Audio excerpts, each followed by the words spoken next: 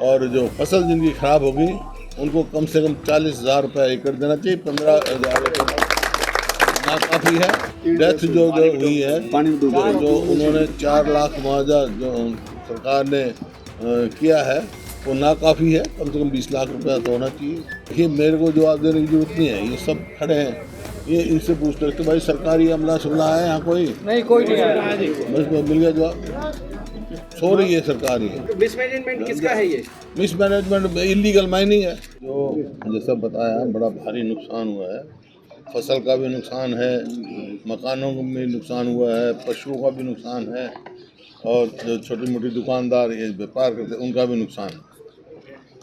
और जो कदम उठाने चाहिए थे, वैसे तो ये आपदा है, किसी बस की नहीं, लेकिन यहाँ पर जो पानी आया है वो हथनीकुंड बराज से अब के 3,80,000 क्यूसेक के करीब पानी छोड़ा गया।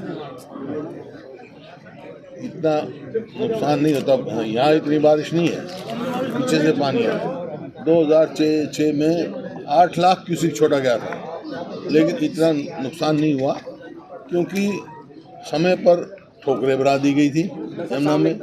और इस 10 साल में जो 8-9 साल में जो इलीगल माइनिंग हो रही है, एनजीटी भी बार बार कह रहे हैं कि यमुना का रास्ता ही बदल गया, उससे बड़ी भारी नुकसान है। समय पे फ्लड कंट्रोल मीटिंग के बाद अगर समय पे कदम उठाते तो शायद इतना नुकसान नहीं होता, लेकिन जो हो गया तो नुकसान हो गया।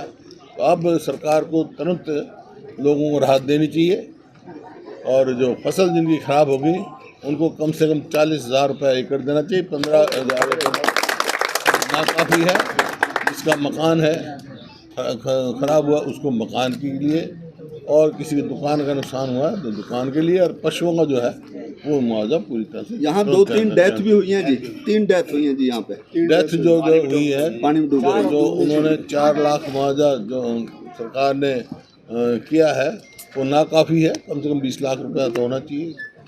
थोड़ा सा पूरे प्रदेश का आपने जायजा लिया है, जगह जगह व्यवस्थाएं देखी है, कैसी व्यवस्थाएं मिली आपको, कितनी कमी है और सरकार को क्या सुझाव? देखिए मेरे को जवाब देने की जरूरत नहीं है, ये सब खड़े हैं, ये इनसे पूछते रहे भाई सरकारी अमला शुमला है यहाँ कोई नहीं, कोई नहीं आया। बस मिल गया जवाब। सो रही है सरकार ये। बीजेपी जो है दिल्ली की आप सरकार पर मणिपुर जो मामला हुआ है तो बड़ा शर्मनाक हुआ है, उसको तुरंत एक्शन लेना चाहिए। पूरा देश शर्मसार हुआ इससे। बीजेपी जो है आम आदमी पार्टी सरकार पर आरोप लगा रही है और आम आदमी पार्टी बीजेपी पर आरोप लगा रहे हैं कि समय रहते हथनीकुंड बैराज से या फिर जो ये मैं कह रहा हूँ ना, जब पहले 8 लाख क्यूसेक 2006 में चुकाता है, तो रिकॉर्ड की बात बता रहा हूँ आपके। तो मिसमैनेजमेंट किसका है ये? मिसमैनेजमेंट इलीगल माइनिंग है।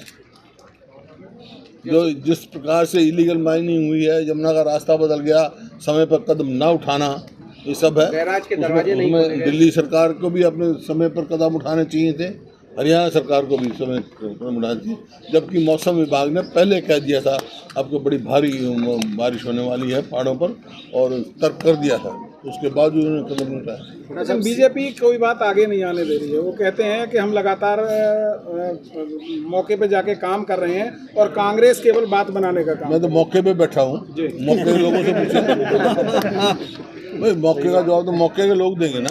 नहीं, बात तो मैं आप नहीं देंगे, मौके के लोगों से पूछा। अच्छा, सीईटी को लेकर हम देख रहे हैं कि कांग्रेस लोगों के साथ सड़कों पर है। मैं देखा देवेंद्र हुड्डा निकल कर आए। सीईटी के मुद्दे को लेकर लगातार सड़कों पर कांग्रेस है, पूरी तरह से बेरोजगारों के खिलाफ साथ में खड़ी नजर आ रही है। ये तो बेरोजगारों को जो केंद्र क्या है, आज कल पार्लियामेंट में जवाब दिया है केंद्र सरकार के मिनिस्टर ने कि बेरोजगारी में हरियाणा नंबर 1 है, जो कि 2014 में 13-14 में सबसे कम थी बेरोजगारी। 3% थी। हाँ 3% थी, 3.9 और अब 9%, 2.9 थी, अब 9% हो गई। ये तो सरकारी है।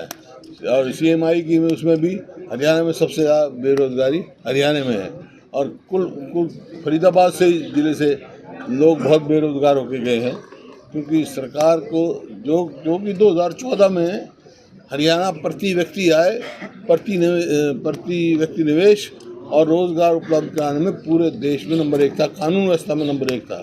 आज कानून व्यवस्था की आप देख रहे हो, आज हरियाणा जो है अपराध में ऊपरले 2-3 स्टेटों में पहुंचा हुआ है। और बेरोजगारी में नंबर 1 है, महंगाई में नंबर 1 है। ये तो NSO की फिगर है, मेरी तो नहीं है। और बेरोजगारी की तो आज ही आई है। और कोई भी ऐसा प्रतीत होता है जैसे सरकार है ही, इतना भारी नुकसान हुआ है। और ये जैसे लोगों ने बता रहे हैं, मैं तो सोचता था, उम्मीद करता था कि सरकार ने कुछ ना कुछ कदम उठाए होंगे, लेकिन यहाँ आगे मेरे को बड़ा हैरानगी हो रही है। पिछले 8-10 सालों में हैं? बहुत सारी अवैध कॉलोनियां जमुना के डूब क्षेत्र में काट दी गई पिछले 8-10 सालों में, और उसकी वजह से बहुत सारे लोग किसानों के अलावा उठाते हैं। हाँ, वो भी होगा। तो वो भी तो सरकार का ही काम है ना, तो कदम उठाने चाहिए, पहले कदम उठाने चाहिए। मैं तो कहता हूँ अगर स्टड बना देते ना, यहाँ ठोकरे बना देते पहले समय पर, जो बांध थे बांध मजबूत कर देते। और जैसे आपका मतलब पंजाब में भी आया है, पंजाब की नाकामी है। पंजाब अगर SYL को ना रोकती आने देते तो पंजाब भी बच जाता, हरियाणा भी लाभ होता। हुड्डा साहब, जिस पुल के नीचे आप बैठे हैं, इस पुल का निर्माण जो है लगभग 8-10 सालों से चला आ रहा है, इसको लेकर क्या कहोगे? भाई मैं कह चुका है, ये हरियाणा सरकार जो है ना, ये नॉन परफॉर्मिंग गवर्नमेंट है, नॉन परफॉर्मिंग गवर्नमेंट। लेकिन बीजेपी आज भी दावे कर रही है हुड्डा साहब की सरकार दोबारा बनाएंगे। और कांग्रेस अपने अस्तित्व की लड़ाई लड़ रही है। और क्या करेंगे? वो कहेंगे हम भाग रहे हैं। यही कहेंगे निशानी बिल्ली खम्बा नौचा करती है, कोई खास बात नहीं। हुड्डा साहब, NDA की बैठक में JJP को भी शामिल किया गया, जबकि पिछले दिनों काफी तकरार देखने को मिली थी। तो क्या कांग्रेस का जो अभी जो चुनाव होंगे उस पर कांग्रेस को कोई फर्क पड़ेगा अगर दोनों? नहीं, कांग्रेस खुद में सक्षम है। लेकिन और लोग मन बना चुके हैं, छत्तीसगढ़ आदि प्रदेश की लोग मन बना चुके हैं कि 2024 में हरियाणा में कांग्रेस की सरकार बने। NDA के सामने इंडिया किस तरह देखते हैं?